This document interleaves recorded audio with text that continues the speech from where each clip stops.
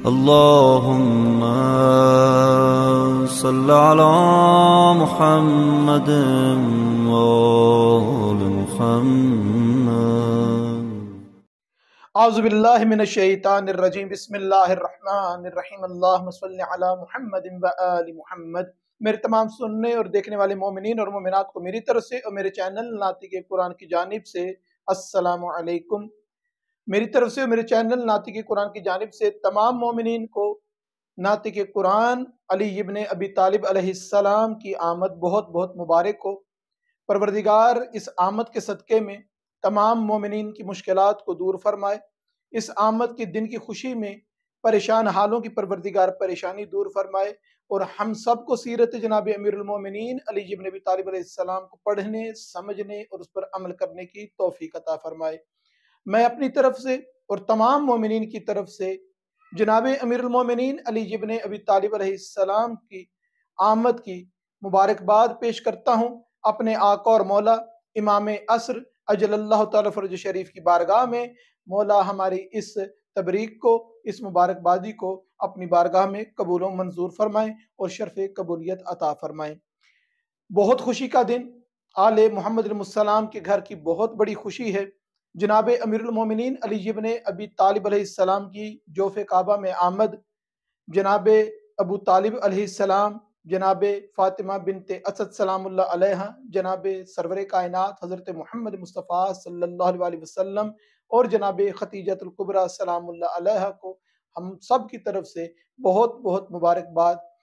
پروردگار سے دعا ہے کہ پروردگار جناب امیر علیہ السلام کی عزت اور عظمت کا صدقہ تمام مومنین کی دعاؤں کو قبول و منظور فرمائے. جشن منانا ہے، جناب امیر علیہ السلام کا ذکر کرنا ہے. ذکر کیوں کرنا ہے؟ کیونکہ رسول خدا صلی اللہ علیہ وسلم نے ارشاد فرمایا کہ میرے بھائی علی کا ذکر کرو، کیونکہ علی کا ذکر کرنا عبادت ہے. علی کا ذکر کرنا عبادت ہے. علی علیہ السلام کا چہرہ دیکھنا عبادت ہے. علی علیہ السلام کی دل میں محبت رکھنا عبادت ہے.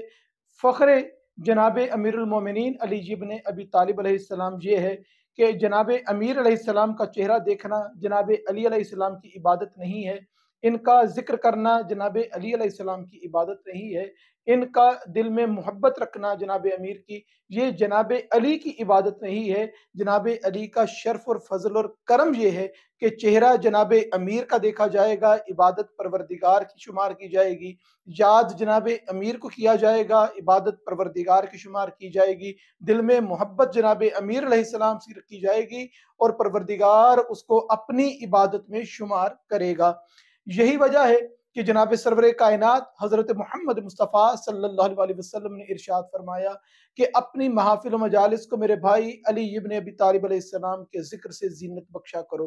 میرے بھائی علی کا ذکر ایسے ہی ہے جیسے مجھ محمد صلی اللہ علیہ وسلم کا ذکر ایسے ہی ہے جیسے کوئی خدا کا ذکر کرے، اور خدا کا ذکر کرنا عین عبادت ہے، اور یہ عبادت ہمیں جنت میں لے کر جائے گی.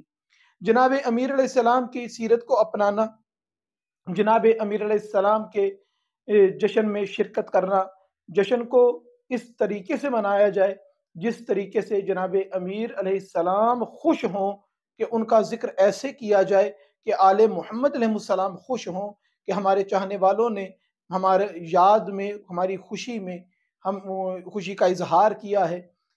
یہ نہ ہو کہ ہم خوشی کے اندر کچھ ایسے اقدامات کریں کہ جس کی وجہ سے آل رسول علیہ السلام خوش ہونے کے بجائے ہم سے ناراض ہو جائیں.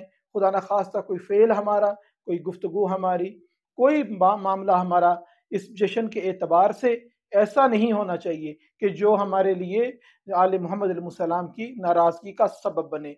جشن بھی منانا ہے، منقبت بھی پڑھنی ہے، قصیدے بھی پڑھنے ہیں، جناب امیر علیہ السلام کی ولایت کے نعرے بھی لگانے ہیں، جناب امیر علیہ السلام کی آمد کے نعرے بھی لگانے ہیں.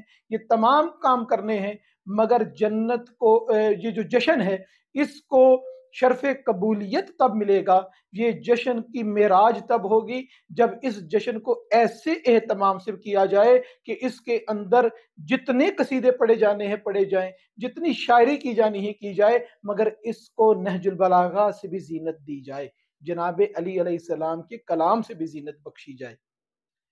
بہت زیادہ اعمال ہیں، 13 रजब की शब को इबादत करना, रोज़े 13 रजब के दिन का रोज़ा रखना। इसी तरीके से रजब, शबान और रमज़ान में 13 तारीख का, 13 रजब हो, 13 शबान हो, 13 रमज़ान हो, इसमें रोज़ा रखना और 2 रकत नमाज मासूमीन अलैहिस्सलाम से रवायत हुई है कि हर रकत में अलहम्द के बाद सूरह यासीन, सूरह मुल्क और सूरह इखलास की तलावत की जाए। हर रकत में 2 रकत नमाज पढ़ने के लिए जैसे फजर की नमाज अदा की जाती है, लेकिन इन सूरतों को तरतीब के साथ तलावत किया जाए। जो लोग अमल उम्मे दाऊद करना चाहते हैं, उनके लिए भी ज़रूरी है कि 13 तारीख का, 13 रजब का जो है वो रोज़ा ज़रूर रखें, फिर आगे से वो अमल जो है उसको अंजाम दे सकते हैं। 13 रजब को जब जश्न मनाएं, रात को 12 के जो 13 की शब को जश्न मनाएं, तो उसको तकमील तब समझें, मुकम्मल तब समझें कि इस शब में नमाज शब अदा की जाए। क्यों? क्योंकि ये नमाज जनाब अमीरुल मोमिनीन अली इब्न अबी तालिब अलैहिस्सलाम की महबूब तरीन नमाज है। और इस नमाज फजर को सुबह के वक्त नमाज फजर से फारिग होकर 100 मरतबा सलवात पढ़ी जाए, दरूद बर मोहम्मद वाले मोहम्मद सलाम पढ़ा जाए और इसको जनाब अमीरुल मोमिनीन अली इब्न अबी तालिब अलैहिस्सलाम को हदिया किया जाए कि मौला, हम फकीर हैं, आप अमीर हैं, हमारे पास ऐसी कोई चीज़ नहीं है, हमारा किरदार ऐसा नहीं है, हमारी गुफ्तार ऐसी नहीं है कि मौला जिसके ज़रिए आपके शायान शान कुछ पेश कर सकें, तो ये दरूद का पाक व पाकीज़ा तोहफ़ा ऐसा है जो हम आपकी बारगाह में तोहफ़तन पेश करते हैं। और क्या कमाल उस बंदे के लिए हो जाए, क्या शर्फ उस बंदे के लिए हो जाए कि जब सलवात पढ़ते हुए हम कहें कि परवरदिगारा रहमत नाजिल फरमा मोहम्मद और आले मोहम्मद अलैहिस्सलाम पर, जनाब अमीरुल मोमिनीन अली इब्न अबी तालिब अलैहिस्सलाम पर, और आगे से काश जनाब अली अलैहिस्सलाम फरमा दें कि तुझ पर भी खुदा रहमत नाजिल करे, तो जिंदगी की मुश्किलात नहीं, आखिरत की मुश्किलात भी, पुल सिरात की मुश्किलात भी, कब्र की मुश्किलात भी, हशर की मुश्किलात भी उस बंदे के लिए आसान हो जाएंगी। और जब जनाब अमीर अलैहिस्सलाम के लब मुबारक से हमारे लिए रहमत का लफ्ज निकल आएगा, तो हमारे लिए, हमारी बख्शिश के लिए काफ़ी होगा। और 13 रजब को ज़ियारत अमीनुल्लाह की तलावत ज़रूर की जाए, ज़रूर पढ़ी जाए और वो आमाल किए जाएं जो जनाब अमीर अलैहिस्सलाम को खुश करने वाले हों, जिससे मोहम्मद व आले मोहम्मद अलैहिस्सलाम राज़ी हों। परवरदिगार से दुआ है कि परवरदिगार हमें 13 रजब का दिन ऐसे गुजारने की तौफीक अता फरमा जिससे हमारे मौला व आका इमाम अली अलैहिस्सलाम हमसे राज़ी व खुशनूद रहें।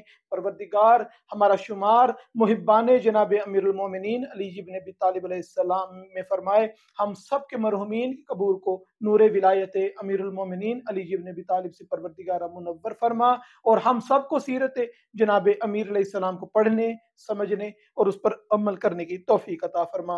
वमा अलैना इल्लल बलागुल मुबीन।